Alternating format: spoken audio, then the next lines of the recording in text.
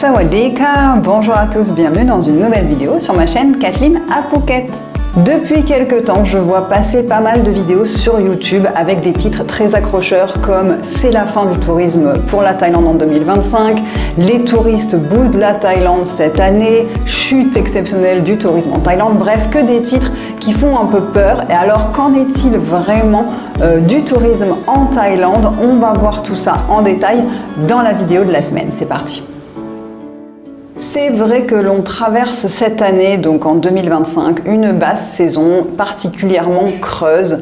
Il n'y a vraiment pas beaucoup de monde, malgré une très belle haute saison que l'on a eue là, donc 2024-2025. Est-ce que c'est juste une chute passagère du tourisme? Est-ce que c'est inquiétant? Est-ce qu'il faut vraiment se dire que la Thaïlande est une destination qui n'intéresse plus personne et qu'on va plus avoir de tourisme du tout? Je ne pense pas, mais on va voir un petit peu ça en détail avec des chiffres, comme ça je vous explique un petit peu. Au mois de janvier 2025, la saison touristique avait bien commencé et on enregistrait en Thaïlande une hausse de 22% des arrivées par rapport à janvier 2024. Mais ensuite, en février, mars et avril, on a vu que le nombre d'arrivées diminuait entre 7 et 8% chaque mois par rapport au nombre d'arrivées de 2024 qui avait été comptabilisé. On entend toutes sortes d'explications pour cette baisse du tourisme. Alors on entend dire que le gouvernement thaïlandais effraie les gens avec les nouvelles taxes qui vont être mises en place. On entend aussi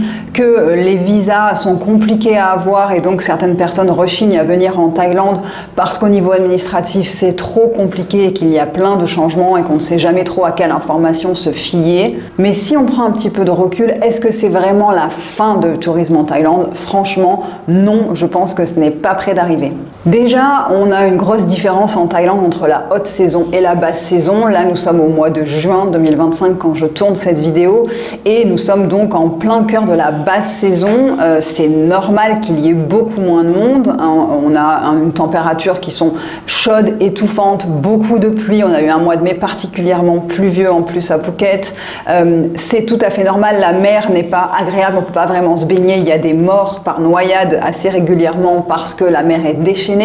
Mais il ne faut pas oublier qu'on a eu aussi une très belle saison, la haute saison qui commence donc de novembre jusqu'à avril, où on a eu énormément de monde. Je peux le témoigner par la guest house, par notre petit hôtel, on va dire, qu'on a, où on était complètement plein pour tous ces mois-là. Et malgré le fait qu'on soit full, j'avais encore des appels et des demandes pour me demander s'il nous restait des places. Donc vraiment, on était saturé. Il y avait à ce moment-là plus de demandes que d'offres de logement sur Phuket.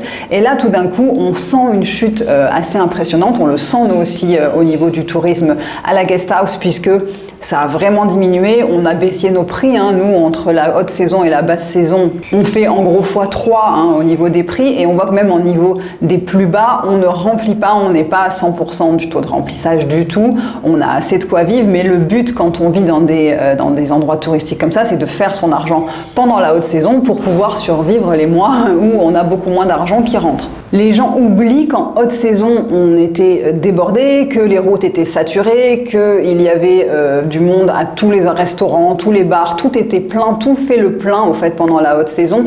Et j'avais même entendu qu'il y avait eu une hausse de cette haute saison de 18% en plus de touristes qui étaient venus par rapport à l'année d'avant. Ensuite, il y a un débat sur les visas, sur la fiscalité qui anime toujours beaucoup de personnes, principalement on va dire des personnes retraitées qui ont peur d'avoir leurs revenus qui seraient doublement imposés. On a cette discussion depuis plus de 2 ans et toujours rien n'est mis en place, rien n'a changé. Rien ne se passe, donc je l'avais dit il y a 2 ans et c'est vraiment ce qui est en train de se faire, c'est-à-dire qu'ils sont presque en train de faire encore une fois machine arrière parce qu'ils se rendent compte qu'ils peuvent perdre des gens. Maintenant, ce n'est pas ce problème-là et cette inquiétude-là qui fait qu'il va y avoir moins de personnes, puisqu'en effet, là, on ne parle pas forcément de touristes à cet endroit-là, on parle de personnes qui viennent s'expatrier ou qui vivent déjà à l'année en Thaïlande. Donc ça ne peut pas expliquer une baisse du tourisme, d'avoir des problèmes de visa, de questionnement à propos des taxes, ce n'est pas du tout ça. Encore une fois, c'est juste une question, moi je pense, de basse saison, comme tous les ans. Une des raisons que les gens évoquent en effet lorsqu'ils disent ça y est, la Thaïlande se termine, c'est fini, plus personne ne va y rester, c'est de dire que la Thaïlande est devenue trop chère. Alors c'est vrai que les prix ont augmenté au niveau de l'hôtellerie, au niveau de la location de vacances, les prix ont vraiment grimpé. En 5 ans, les prix des hôtels ont augmenté de 50%, donc c'est vraiment post-Covid. Et c'est vrai que cette augmentation est assez énorme et c'est vrai que le fait de venir passer des vacances en Thaïlande maintenant représente un certain budget, que ce soit pour les billets d'avion qui ont aussi grimpé en flèche, mais maintenant pour se loger également, ce n'est plus une destination peu chère. Il est estimé qu'une nuitée, donc une nuit d'hôtel à Phuket en haute saison est aux alentours de 10 000 bahts. Donc je vous mets la conversion là-haut, ce qui est quand même très élevé pour une nuit d'hôtel. Alors un 5 étoiles, c'est-à-dire un très bel hôtel avec piscine, avec tout ce que vous voulez, petit déjeuner inclus certainement, etc. Mais on est passé sur des prix qui avoisinent ceux du sud de la France par exemple. Donc ça, je peux comprendre que ça freine certaines personnes, d'autant plus que le baht est devenu fort aussi, la monnaie devient plus forte, donc on a moins que ce qu'on avait il y a quelques années quand on fait du change par rapport à l'euro. Ça, je parle pour les Européens, mais même pour d'autres devises, c'est la même chose. Le baht est une monnaie qui est devenue très forte ces derniers temps, donc c'est pas très avantageux. Cependant, malgré ces prix élevés et qui continuent de grimper, on a toujours de plus en plus de propositions de logements qui se créent. Là, par exemple, sur la plage de Nai Yarn, ils sont en train de construire un hôtel Sheraton de 600 chambres, donc ça veut bien dire qu'il y a de la demande, et il y a de la demande pour des gens qui sont prêts à mettre beaucoup plus cher dans leurs vacances en Thaïlande. Donc au fait, la Thaïlande tourne un petit peu le dos, on va dire, au tourisme backpackers. Donc backpackers, ça veut dire ceux qui sont sac à dos et ceux qui se baladent un petit peu, des gens qui ont moins d'argent, qui font, on va dire, un petit peu des auberges de jeunesse et qui se baladent de pays en pays avec leur sac à dos. Ça, ce n'est plus le genre de touriste que veut attirer la Thaïlande. Elle va se focaliser sur des gens qui ont vraiment plus de moyens et qui sont prêts à débourser plus d'argent pendant leurs vacances. Il faut différencier aussi les touristes et les résidents de longue durée, comme je vous l'ai dit, parce qu'en effet, les touristes comptent dans les arrivées, alors que les résidents de longue durée, eux, ne comptent pas. Et moi, je trouve qu'il y a par contre de plus en plus de gens qui viennent s'installer pour vivre, en tout cas à Phuket, ça je le remarque, il y a de plus en plus de nomades digitaux. Donc les nomades digitaux, c'est des gens qui arrivent à travailler depuis leur ordinateur de chez eux et qui travaillent donc depuis l'étranger, qui ne sont pas forcément dans le pays qui les emploie ou dans le pays où ils ont leur société qui va les faire vivre. Donc ça, je le remarque énormément qu'on a, même si au niveau des touristes, on a une baisse. Par contre, au niveau des résidents de longue durée, moi j'ai l'impression que là, ça augmente par rapport à ces 5 dernières années.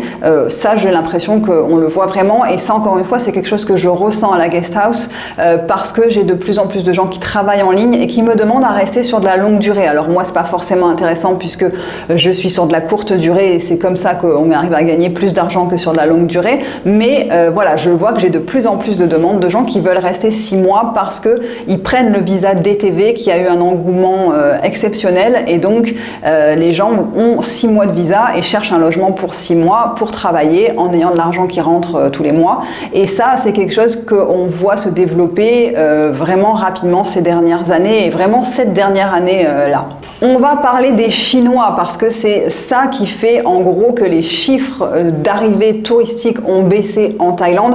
C'est parce que au niveau des Chinois, ça a vraiment fait une très grosse chute. Les Chinois ont toujours été depuis des années, depuis 12 ans que je suis là, j'ai l'impression que ça a toujours été les numéros 1 dans le nombre d'arrivées de touristes en Thaïlande, de manière générale sur toute la Thaïlande. Ça a toujours été eux les premiers. Et là maintenant, on a eu une énorme chute en 2025 au niveau des arrivées de Chinois. Alors pourquoi? Il y a beaucoup d'informations qui circulent en Chine comme quoi la Thaïlande est un pays pollué. Donc il y a en effet de la pollution. On a eu des gros pics de pollution à Bangkok là ces derniers mois. Donc ça fait peur aux Chinois qui n'ont pas envie de venir dans un pays où il y aurait de la pollution. Ils ont eu aussi très peur des catastrophes naturelles puisque vous avez sans doute entendu parler du tremblement de terre qui a eu une répercussion sur Bangkok où un immeuble immeuble s'est effondré, un immeuble de construction chinoise, hein, d'ailleurs le promoteur était un Chinois, d'ailleurs il est apparemment je crois là en prison parce qu'il n'a pas respecté certaines normes et c'est pour ça que l'immeuble s'est effondré.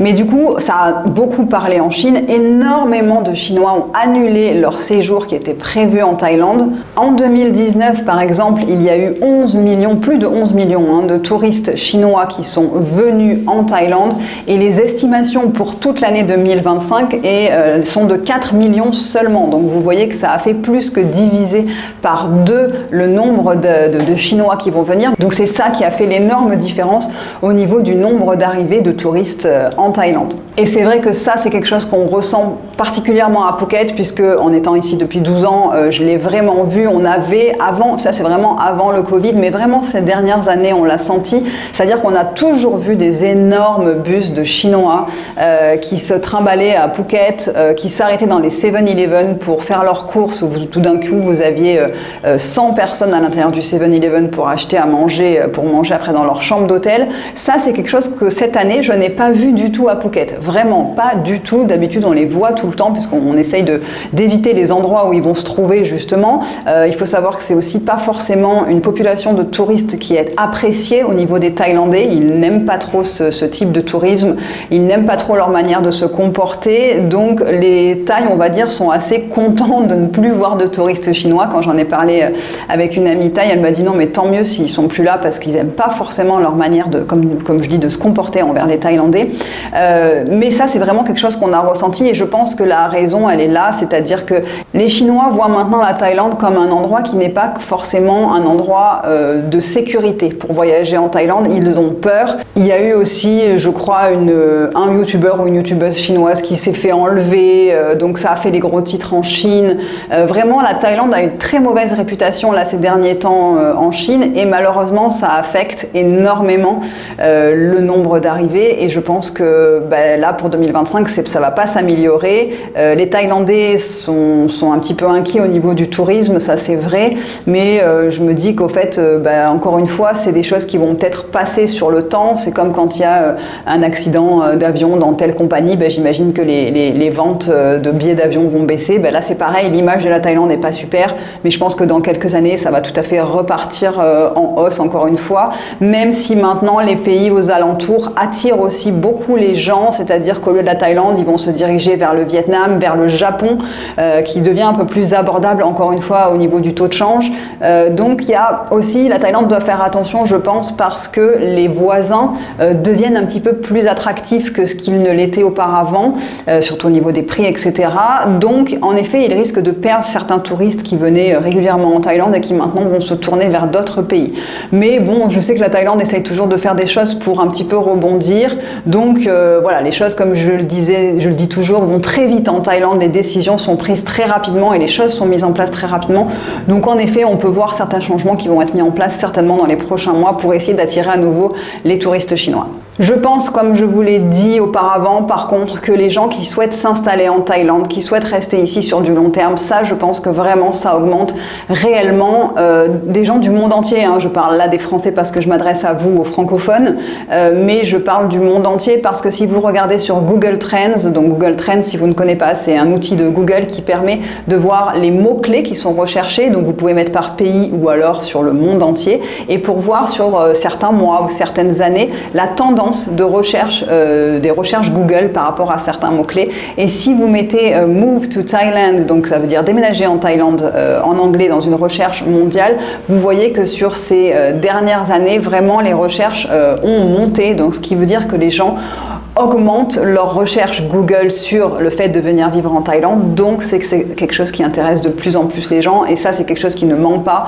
Google Trends, vraiment vous pouvez voir la tendance du moment et ces dernières années sur certaines choses, donc là je trouve que c'est bien représentatif du fait que par contre les gens qui veulent venir s'installer pour du long terme, ça il y en a de plus en plus. Pour conclure, moi je pense que la Thaïlande n'est pas forcément sur une pente descendante au niveau du tourisme. Je pense que c'est une année qui est peut-être moins bonne qu'une autre. Il y a des bonnes années, parfois il y en a des mauvaises. On ne peut pas forcément se fier à une seule année. On pourra voir ça si ça continue sur plusieurs années, voir si c'est vraiment une tendance. Moi je ne suis pas forcément inquiète pour la Thaïlande. Je pense qu'on est juste en basse saison, que peut-être c'est une basse saison un petit peu plus difficile que d'autres pour certains commerces. Mais je pense vraiment, encore une fois, que dès que la haute saison va reprendre, on va encore une fois être débordé de monde et les routes vont être saturées et les gens vont encore se plaindre qu'il y a trop de monde et tout le monde aura oublié ces vidéos du titre alarmiste « Il n'y a plus personne en Thaïlande, qu'est-ce qui se passe ?» Voilà. Dites-moi un petit peu dans les commentaires ce que vous pensez, pourquoi les gens pensent que la Thaïlande c'est fini ou pourquoi vous décidez de ne plus venir en Thaïlande aussi. Encore une fois, chacun a ses raisons d'aimer ou de ne pas aimer venir en Thaïlande, mais encore une fois, la Thaïlande est un pays qui attire toujours autant de touristes, qui a une réputation mondiale qui est quand même assez extraordinaire et donc ça continuera, je pense, d'avoir des belles hautes saisons au fur et à mesure des années. Je vous remercie d'avoir regardé cette vidéo jusqu'au bout, je vous souhaite une très belle semaine et je vous retrouve samedi prochain 11h pour une nouvelle vidéo. Portez-vous bien.